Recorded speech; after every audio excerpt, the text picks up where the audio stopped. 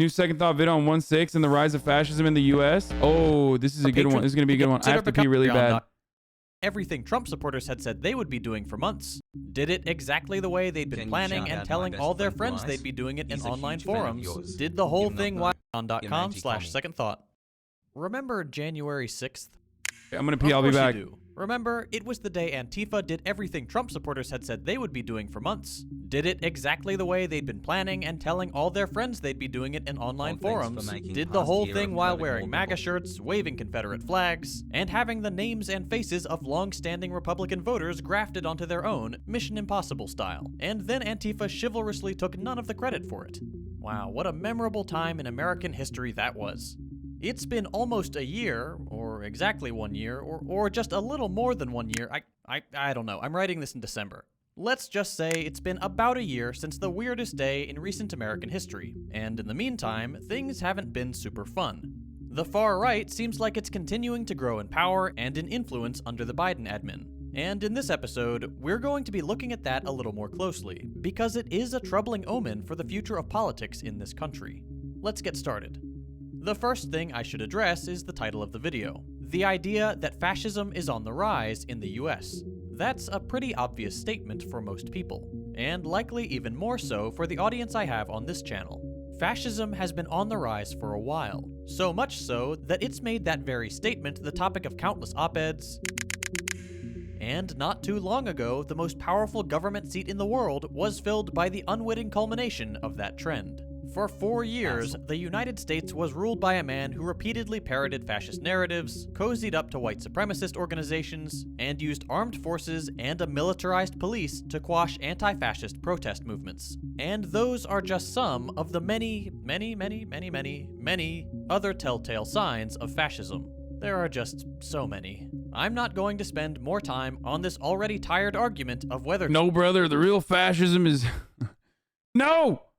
The real fascism is not when the government does things. The real fascism is when that same FBI was like, it's bad that you broke into the Capitol and beat the shit out of cops. That's the real fascism.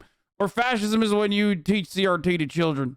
Trump is a fascist, a proto-fascist, a neo-fascist, or not a fascist at all, haha, don't worry about it, because you've had over 4 years of that and we're all sick of it. This video is about how the US as a whole is getting fascister. Even more fascisty? How America is doing big fash. But just so it's out of the way, I'm going to be using the same definition of fascism I've used before, palingenetic ultranationalism.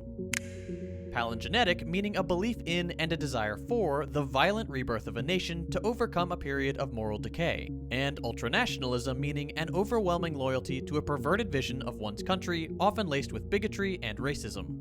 There is more to fascism than that, and it varies by the culture in which it appears, but since we're talking about big trends in our common discourse, defining fascism by its core ideology like this is actually pretty useful. So, with all that in mind, let's go back to January 6th. That day was a real turning point for the American far right, particularly in the months that followed it. On the one hand, it was the first time in several years that crackdowns had targeted white nationalists and their friends so aggressively. As I'm writing this, over 700 people have been arrested and charged for the acts committed on the day of the riots, and several trials. They went so fucking far that an American government that is incredibly fucking racist, incredibly white supremacist, and has like routinely behaved in a matter that is consistent to those values, were like, dude, you can't do that. And the proof is in the fucking pudding that they themselves also were operating under the mindset that like, no, you can do that. America is as racist as we are, and these institutions are as racist as we are, because they filmed the whole process. So I don't know why people still have like confusion about this issue, about January 6th. I don't know how you can look at something that is so obvious, so in front of your eyes, something that was so well televised, okay, by the fucking people doing the crimes themselves, that there's still misinformation that is able to spread. Trials are ongoing to identify central figures and prosecute them. Groups like the Proud Boys, who were involved in the event and reached superstar status in 2020 after this infamous clip. stand back and stand by. But I'll tell you what, somebody's got to do something about Antifa and the left, because this is not a right. These groups started to lose members in 2021. Whether it was because of mass deplatforming from Parler and other, or because the fucking main guy that wasn't the white supremacist guy, or was like, you know, the main guy became this. There was an internal conflict between the Proud Boys. You had Enrique Tarrio, who is Cuban, he's brown, okay? And then you had like the Tiny Toes guys and like all these other fucking white supremacist dudes, even if they themselves weren't white, that were literally like internally conflicting about like how racist you can be, okay? Or how white supremacist they should be openly. And basically, Enrique Tarrio, who we now know was, you know, we literally know it was cooperating with the FBI, okay? Who suspiciously was pulled out one day before the insurrection. You know, that when that came out, it was, you know, it was GG's for that organization. Online cesspools for the far right, or because the group splintered after leader Enrique Tarrio was outed as an FBI informant. The Proud Boys and groups like them could not and did not build the same sized audience on Telegram as they had achieved just a year earlier on. Where is Enrique Tarrio? I would love to know. I would just love to know what's up with Enrique Tarrio, the Mr. I'm not racist, I can't be racist, I'm Cuban and brown Andy.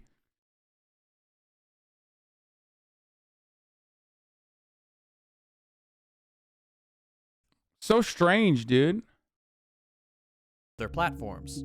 But that seemingly downward trend is a very small part of the story. Not only have public shows of force by the far right increased, not only do already white supremacist police forces get infiltrated by even more extreme.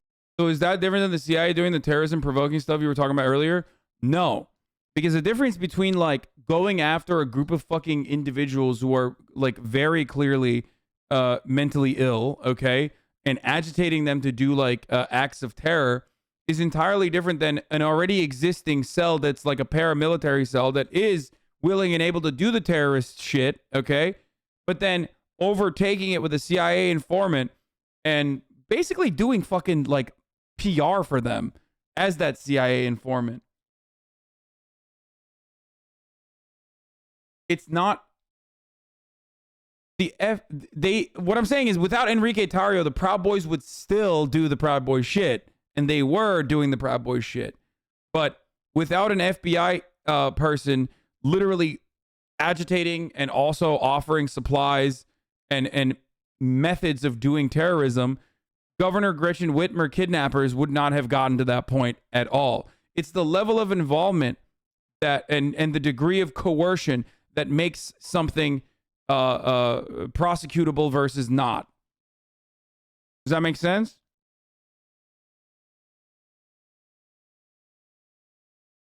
Extremist group members, the overall trajectory of the far-right movement in the US in general has been growth. Massive growth. And the reason the far-right has grown so much is because it has successfully coalesced under a few key narratives that it has been able to mainstream in greater American political culture. The Proud Boys may not be what they used to, but it's because the American right as a whole has taken their place. Take a look at this clip, taken from a community meeting in Shasta County, California. And you better be happy that we're good citizens, that we're peaceful citizens. But it's not going to be peaceful much longer, okay? And this isn't a threat. I'm not a criminal. I've never been a criminal. But I'm telling you that good citizens are going to turn into real concerned and revolutionary citizens real soon. And nobody else is going to say that. This is why I always say, like, accelerationism in America is so fucking idiotic. Because, like, if you are an accelerationist, if you, like, legitimately think that there's going to be, like, a fucking Marxist revolution or something, you're out of your fucking mind. The only thing we're accelerating towards is fascism, and more fascism will happen. Okay? Think about that. What kind of fucking leftist labor militancy exists? What kind of fucking organizing exists on the left to the same degree as, like, even the fucking Proud Boys? Recognize that the reason why these people can organize in this capacity, by the way, is because they are just doing America, but a little bit harder, okay? Because the attitudes that they have, the things that they're advocating for, those are seen as like patriotic American values. You know what I mean? They're just doing it a little bit harder. And therefore, all the cops or all the institutions are not going to turn around and be like, whoa, whoa, whoa, hold on. You're doing too much America, brother. We need to stop that. But when you organize against capitalism, when you organize against white supremacy, well, then you're actually a threat. And then you get fucking murdered. Fred Hampton comes to mind immediately. Murdered in your fucking sleep. Okay? MLK, Malcolm X. I love this community has flex has high. I'm the only person that has a balls to say what I'm saying right now. That we're building, we're organizing, and we'll work with law enforcement or without law enforcement. But you won't stop us when time comes because our families are starving. And if you don't hear the seriousness of my voice, I hope you open your ears and you absolutely listen to what I'm saying. Because this is a warning for what's coming. It's not going to be peaceful much longer. It's not going to be rah-rah. It's not going to be speeches. It's not going to be gathered outside saying a Pledge of Allegiance. It's not going to be waving flags. It's going to be real. When you've seen the things that I've seen, I went to war for this country. The fuck did you see, dumbass? I've seen the ugliest, dirtiest part of humanity. I've been in combat, and I never want to go back again. But I'm telling you what, I will to save this country. If it has to be against our own citizens, it will happen. And there's a million people like me, and you won't stop it. He's like, yeah. It's always funny when you think about like what has agitated this guy to behave this way, and it's always something like they're teaching that slavery is morally abhorrent in schools. You know what I mean? Or that like he has to wear a mask in Orange County for the 30-second duration as his fucking dumbass is walking from the host server table to his actual fucking table. Like it's like, I'm ready to do it again, brother. I've killed and I will do it again. It's like, dude, are you fucking insane? I mean, yes, you are insane. You are literally insane. Okay?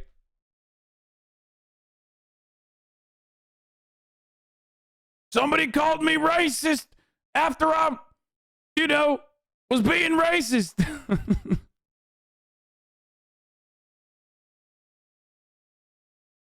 How is this not illegal? The dude is openly threatening insurrection in a sane society. He'd be jailed for this threat. What makes you think America is a sane society? Also, secondly, like, I'm not even in favor of fucking jailing this dude, okay? That's not going to do well, okay? That's not going to help that guy.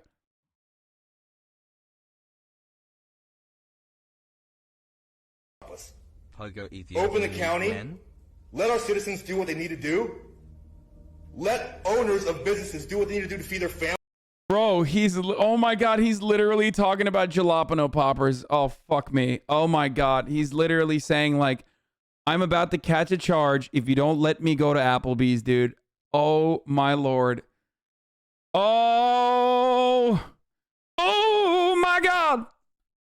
Families, take the masks off. That's a pretty troubling discourse, and as tempting as it might be to see this as a brief insight into a small movement, there's good evidence that the man in the video is just the most vocal part of the new American right. There's good evidence these beliefs aren't limited to militias with goofy names. They're an integral part of the conservative mob. Just take this statistic from the GWU Program on Extremism. Only around 13% of those charged in the Capitol riots were formal members of militant groups like the Proud Boys, the 3%ers, and the Oath Keepers. The remaining 87% were a mix of typical Trump supporters and independent far-right extremists, there with their friends and family or lone attendees defined as inspired believers. Dude, I don't know. I feel like my method of dealing with this is not just by like, again, shutting down Facebook is like simply is simply like fucking banning a method that these people communicate through. It can be effective in the short term, but the real problem is like, you got to give Republicans a fucking thing that they actually have to be reactionary against. Okay. I hate to always go back to the liberals and their fucking fault and their overall failure in the situation. And yes, I do think that a little bit more authoritarianism, I guess, or not authoritarianism, but like a more utilitarian approach that where the government actually does do things that most of these fucking dickheads would consider to be authoritarian, but it's not actually authoritarian, it's commonplace in every other country, is understandable. Okay? But ultimately, like, if Democrats aren't fighting for anything, okay, and then you create a situation where the Republicans have to make their own issues, okay? If you actually were fighting for something, at least Republicans would have to fight against that because, like, God forbid, you know, you give workers better wages and shit, right? So they would have to fight against that. And, you know, if you're fighting against that, you're not going to fucking lose your mind over elections being stolen for Donald Trump. Hogwatch.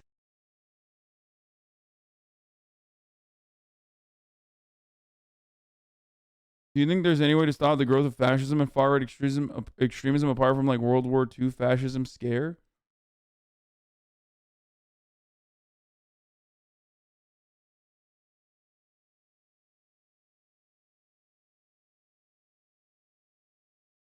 Huh. Anyway, deplatforming does work, though. I mean, I think that it's like the government should absolutely punish every single one of these fucking major platforms that don't actually have like a legitimate terms of service, where all these fucking ideas like manifest. I know it's like, gonna hurt me as well ultimately, but like I'll take the fucking L. You know, I'll get banned for saying the C word if that means that, like, you know, the rest of the fucking platform doesn't get to spread vaccine misinformation and shit like that. The gram pacer test is a multi-state. Wait, did you say that deplatforming does not work? No, I do believe deplatforming works for sure. The 20-meter pacer test will begin in 30 seconds. Means most people who breached the Capitol were just average Republicans. And you can tell, these rioters just don't look like the typical far-right extremist. They are much older, with around 2/3 being over 35 years old, much less likely to be unemployed, and a full 14% of the attendees charged were business owners, and 30% were white-collar workers. These are not the typical far-right extremist demographics. These are just Republican constituency demographics. All that to say that the mainstream Republican Party has not only swept the violent far-right under its wing, it is comfortable embodying it itself. Okay, how did this happen? What are the narratives that have made their way out of smaller far-right cells and into common right-wing discourse? There are some you're probably already expecting, like the belief the election was stolen. That is a big one, and around 60% of the Republican Party does hold that to be true. To be fair, Trump spent months, and at this point over a year, hitting them over the head with that one, so it might not be the best example of a small group's narrative making it big. A more concrete example of that phenomenon is the QAnon conspiracy. 1 in 4 Republicans buy into the QAnon conspiracy theory that a group of Satan-worshipping, cannibalistic, blood-sucking pedophiles is ruling the US government. Plenty of people have looked into the movement's anti-Semitic tropes and its close proximity to neo-Nazi and white supremacist groups, so I won't spend more time on it here. But there's that. 25%. The more unexpected narrative making waves and bringing back that classic fascist flavor to the Republican Party is the Great Replacement theory. By the way, this is probably a good time to mention this video definitely isn't making it through the algorithm, so if you feel inclined, my Patreon is in the description. Anyway, the Great Replacement theory is a classic among neo-fascists, and it's pretty clear why. Put to paper in 2012 by French writer Renaud Camus, nope, wrong Camus, this is the guy. The Great Replacement asserts that there is a plot, which really means they think it's a Jewish thing, that the white race and white culture, whatever that is disappearing because of immigration from majority non-white countries. Fascists, and I really do mean fascists here, believe this will bring some general persecution of white people, because of course they can't imagine the world being run any differently than with one race subjugating another, while at the same time believing wholeheartedly that racism ended with Obama. In any case, this is off topic, but did you hear about Etika Punks on Twitter? It's NFTs of Etika and a bridge. Dude, please don't bring up shit like this. These people are doing it specifically so they can get this kind of coverage. Please stop. It's all like 4chan shit, dude. Please stop.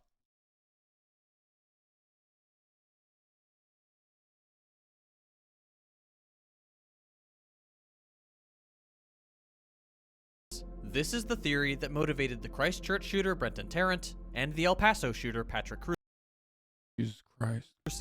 And it's a big wet pile of fascist garbage that has, unsurprisingly, historical trajectory going straight from World War II through the American Nazi Party, Europe's own fascist politicians, and has now found a home among a substantial chunk of the Republican electorate.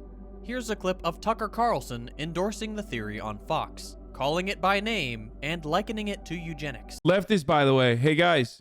Tucker Carlson is a leftist, by the way. Remember,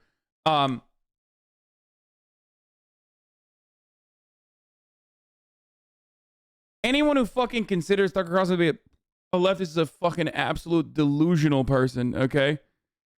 You're delusional. You're fucking dangerous. You're psychotic. I don't know what else to tell you. Shut the fuck up. This person is not a leftist, okay? An unrelenting stream of immigration. But why? Well, Joe Biden just said it. To change the racial mix of the country. That's the reason. To reduce the political power of people whose ancestors lived here and dramatically increase the proportion of Americans newly arrived from the third world. And then Biden went further. He said that non-white DNA is the, quote, source of our strength. Imagine saying that. This is the... Biden did say that? Yeah, I wonder in what context Biden was saying that. Biden was saying diversity is our strength. Why the fuck would you ever think that, like, there is such a concept, like a well-definable concept such as being white people, okay? There is such a concept as whiteness, and that we must do everything to preserve that whiteness. Don't you realize that that is exactly what fucking fascists say? That is straight up the 14 words, dog. That's what that is, okay? Considering diversity to be akin to genocide means you are just a white supremacist. But so many people, because of the United States of America's attitude towards whiteness, unironically don't realize that they are like at the precipice of believing Nazi shit. Okay? Just think for a brief moment, for once in your fucking life, what does whiteness mean? Is it just how pale your skin is? Or is it a concept that has, I don't know, been built around purity and exclusion? This is why I had such a long conversation about the Cracker saga, okay? This is why Crackergate extended to this degree when it did. Because so many people inadvertently, without recognizing, grew up in a white supremacist attitude, in a white supremacist society. So even if you are well-intentioned and don't recognize it, when you engage in like white identity politics, like saying I'm offended by the C word or whatever the fuck, okay, you are in the entry point into Nazi politics.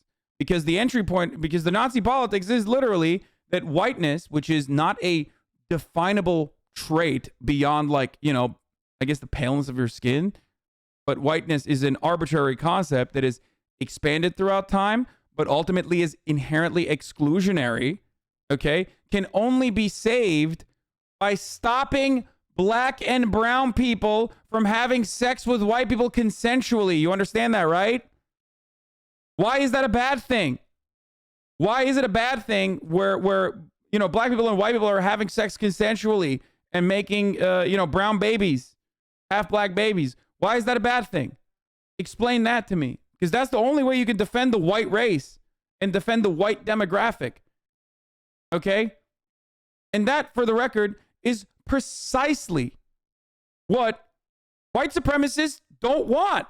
That's why they're anti-miscegenation. The language of eugenics. It's horrifying. But there's a reason Biden said it. In political terms, this policy is called the Great Replacement, the replacement of legacy Americans with more obedient people from faraway countries. They brag about it all the time, but if you dare to say it's happening, they will scream at you with maximum hysteria. That is America's most watched conservative casually parroting an openly white supremacist theory on primetime TV. But what does this have to do with January 6th? According to UChicago professor Robert Papp, between 4 and 8%, or around 21 million Americans at the high end, believe both 1, that the election was stolen, and that 2, Trump should be reinstated by force. Of that group, 63% believe in the Great Replacement theory, almost 10% more than believe in QAnon, whose flag... My favorite take is legacy Americans. Wait, hold on, I gotta run this back because I didn't even fucking pay attention. Because I was still thinking in my mind of the concept of legacy Americans. Because Tucker can't say Native Americans because obviously that's someone else. So he had to find a way to say, like, white folk are like the true rulers of the lands that we live in. Okay? So instead of saying Native Americans, it says legacy Americans. That's awesome, dude. I mean, that hasn't had like, that didn't stick yet, but it's pretty funny when you think about it.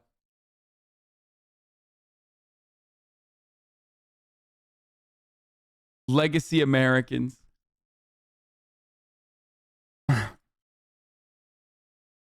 Professor Robert Papp, between 4 and 8%, or around 21 million Americans at the high end, believe both 1, that the election was stolen, and that 2, Trump should be reinstated by force. Of that group, 63% believe in the Great Replacement Theory, almost 10% more than believe in QAnon, whose flags we saw waved throughout the crowd on January 6th and at every... And the real reason why so many people believe in the Great Replacement Theory, which is literally a white supremacist theory, the reason why so many people believe in that is because it's the most, like, it's the oldest fucking meme, dude. That's what it is.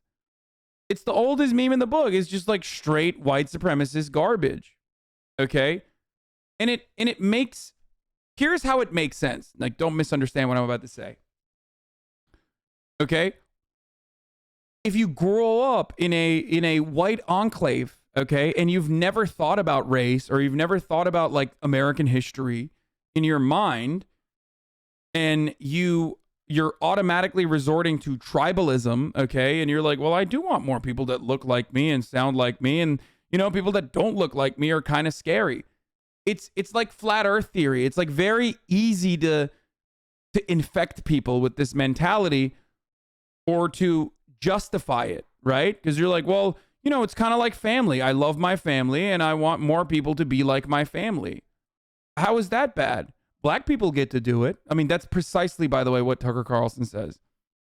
How is it okay when black people get to say black pride, but when you say white pride, you're treated as a Nazi or a racist? So that is how you can infect someone into believing that, because they don't think about the consequences of that, or they don't even think about like what it means to be white. Dog, you're not white. Like you're you know, half English, half Scottish, okay? Like you're not white. You're just an American at this point.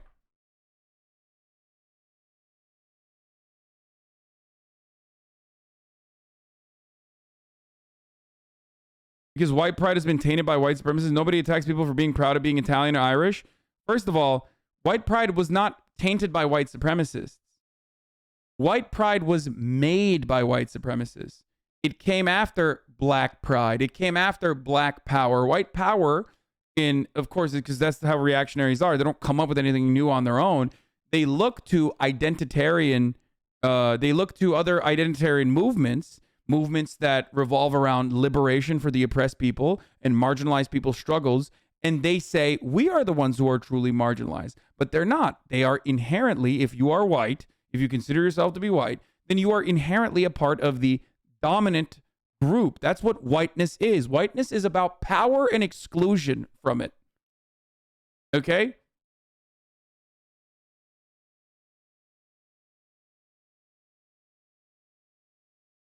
Poggers. That's what whiteness is. So you can't be considered white and also considered marginalized. Okay? Because whiteness historically and in contemporary society means you are the one who holds the power, and you are excluding others who you do not consider to be white from having that power. Now, that doesn't mean that like white people are not marginalized. Of course they are. Of course. But they're not marginalized on the basis of their whiteness. They're marginalized on the basis of their class. They're marginalized because they're poor. They're marginalized because they've been owned. They're marginalized because they're LGBT. They're marginalized because they're women. Okay?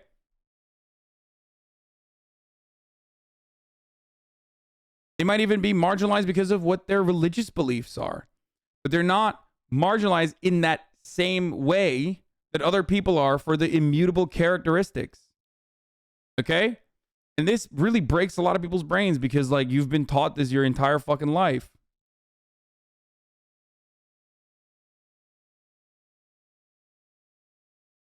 You aren't white. You're Irish American, Italian American, Greek American, Polish American, Jewish, from all different parts of the planet. You're just not white. You could understand. You could be like, yeah, I'm white in the sense that like I say I'm white, right? But like there is no definable trait, characteristic, ethnic background to that. Okay, it's just a concept that was created to define a group of individuals that do have the power.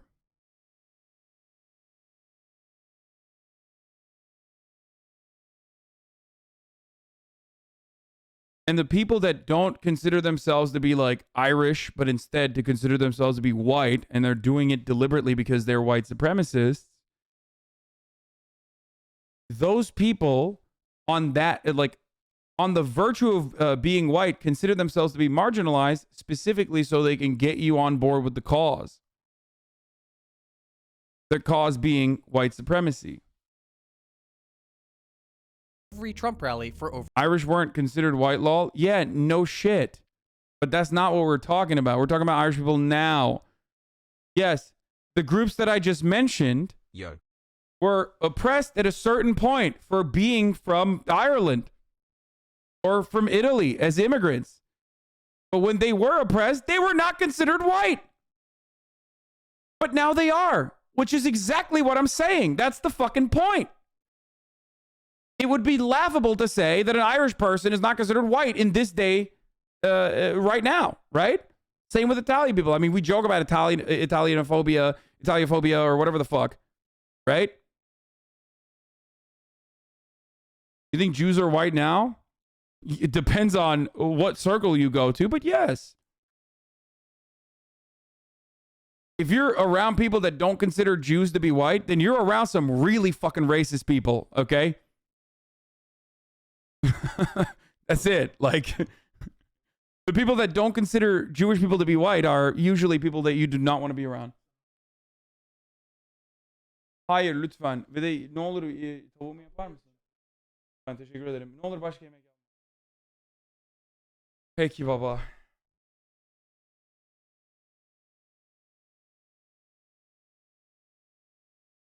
Of course, there are, non-white Jews as well. Don't get me wrong. There's like Ethiopian Jews. There's like, I mean, there's a lot of different types of Jews, but you know what I mean when I say.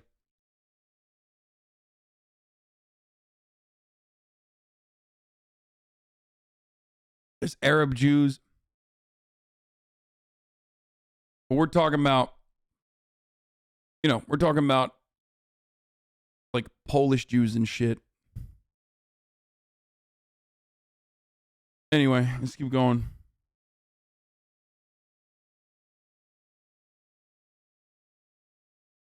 Weird thing to say, you can't tell, but you can tell you love your family by the way you look and speak to them. Much love. Oh. For a year. Let me say that again. More people in that crowd hold a deeply fascist belief than believe in the other slightly more wacky letter of the alphabet-based fascist belief. And we know that the Q crowd was a big part of the Trump fan base to start off with because they're just so open about it. The Great Replacement crowd is just not waving as many flags. It is 18 more letters than a big Q, though. Anyway, more than just getting some demographic information, Pap was able to estimate that, among all other motivations, a belief in the Great Replacement was the most significant trigger that turned people already convinced that the election was stolen into people who believed that they should engage in insurrectionist violence to reinstate Trump. In other words, the belief that white people are being replaced is the motivator that justified the riots for its perpetrators. And by the way, this is the most you'll ever see like a fucking ML, which Second Thought is, talk about racism in this way. And this is definitely important to address because white supremacy is the primary motivator. Okay? It is the primary fucking motivator for a lot of these people. It is such a deeply embedded core ideology for so many Americans as a consequence of their fucking social development that they don't even recognize that they're engaging in a white supremacist attitude. Okay? Second Thought is not an anarchist. I think I'm pretty sure he's a Marxist-Leninist. Anyway, it doesn't matter.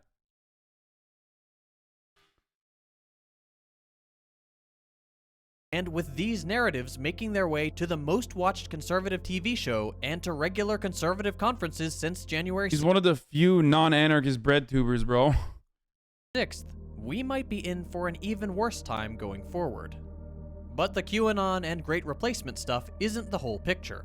In the last year, opposition to vaccine and mask mandates have functioned in much the same way, rallying together the various strands of the American far right to the somewhat more moderate Republican base, and infusing a more authoritarian tone into their discourse. The idea that the whole pandemic is some sort of hoax, just like they believe the election to be, has invited fascist extremists into what we recently called the mainstream currents of republicanism, who brought with them their horrifying views of what politics should be. Fascists, and more generally awful far-right extremists, are welcomed into the Republican fold.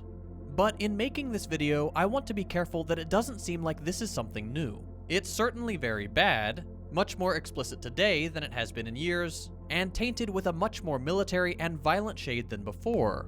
But fascism in this country has existed in some way for decades, if not centuries. The conservative wing of the American political establishment, often joined in its mission by the more progressive wing with only a few years of delay, has found in its electorate enough political will to push forward nationalism, xenophobia, racism, and the glorification of white religious culture, at the very least since the Reagan era. And this country as a whole has engaged in genocidal racial violence for the majority of its history. It has always embraced more authoritarian, less democratic rule. It has always glorified its hegemonic role in the international sphere. It has always, in part or in whole, condoned its national project against racial and religious minorities. That's why I always say it's very easy to get caught up in like a lot of racist attitudes, a lot of white supremacist attitudes, especially if you're white yourself, depending on your upbringing, because it is literally a part of your core identity and everything you fucking learn. It's as normative as having transphobic opinions because of your understanding of the rigid fucking binary that is gender, even though it's not true. And Republicans do a very good job of like dunking on people. Even neoliberals who are attacking me, for example, from a totally cynical point of view, just to get one off me, okay? Just to, force me to catch a fucking ban. They can do that because it's a talking point that everyone has fucking thought about and has fucking advocated for on one side or the other a million times over. Do you understand? And it doesn't help that, the other side's like antidote to that is like liberal bullshit or saying unlearn whiteness, okay? That can so easily be misconstrued and bastardized. Because the unfortunate reality is that like all of this stuff, I don't get how on the one hand you say identifying a group as whites is Nazi, but then you go on and criticize this group called white that doesn't exist according to you. Dude, I'm white, okay? I'm white. I say I'm white all the time. If you can't comprehend what I'm talking about, which I don't even think you're being, honest here. I think you're just like trying to fucking, trying to fucking debate or some shit. But you're just completely misunderstanding the point that I'm making here. 19-month brain rot, let's go.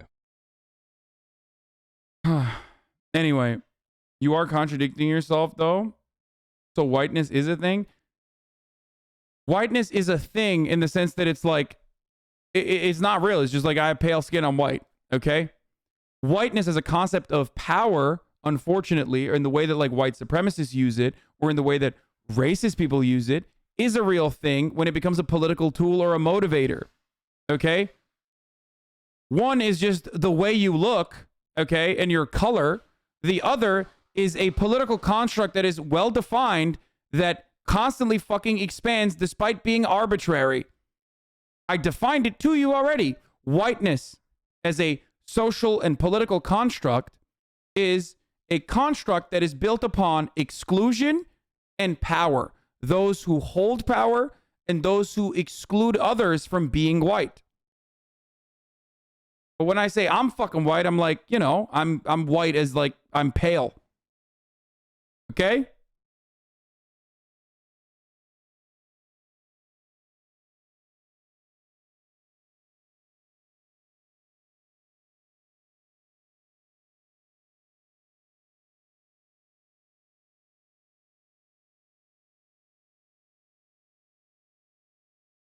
That's, by the way, that's the reason why, like,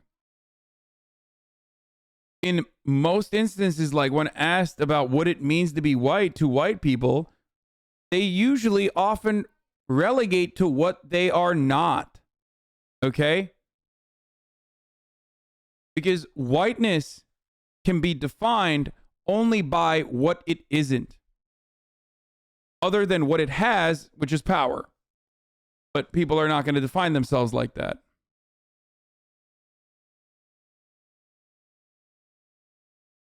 It is a hard thing to... No, why is this so hard to understand? It's kind of hard to comprehend. It is hard to understand if you are white and have...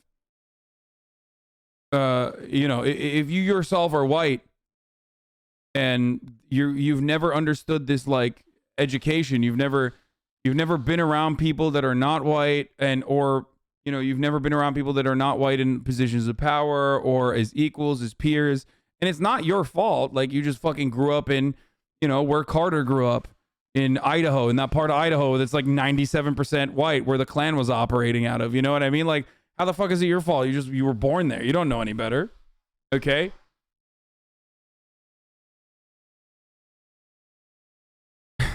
Yeah, if you were in Fredericksburg, Idaho, then yeah, you're like, you never thought about that.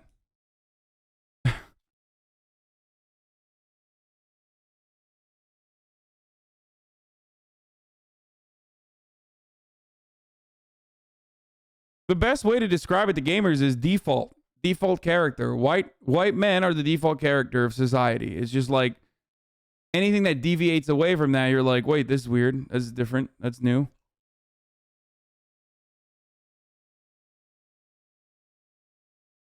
Anyway.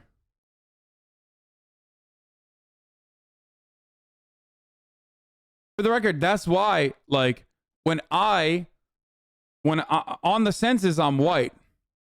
But according to Tucker Carlson, I'm not white because I'm Turkish, I'm Muslim. So all of a sudden, I'm not white. Do you see what I'm saying? How could you ever do that? You know who you can't do that for? Black people. That's who you can't do that for. Unless you're Joe Biden and you say stuff like, if you don't vote for me, you ain't black, Jack.